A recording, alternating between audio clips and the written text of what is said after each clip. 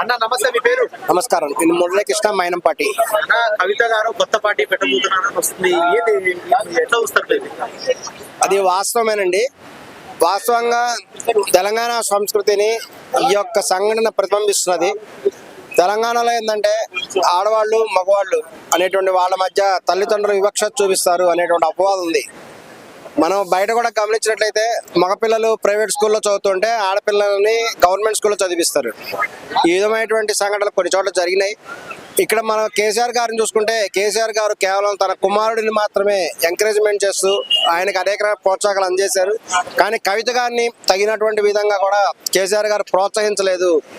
ఆమె అనుకున్నటువంటి ఈ యొక్క ప్రజా సమస్యల మీద కేసీఆర్ గారు స్పందించలేదు అనేటువంటి అపవాదం ఉంది. ఇది వాస్తవమే. వాస్తవానికి కవిత గారు ఎప్పటి నుంచో కూడా ఈ యొక్క తెలంగాణ ఉద్యమ పోరాటం నుంచి కూడా ఉన్నారు. కేసీఆర్ గారి తర్వాత తాను వారసురాలు అవుతాను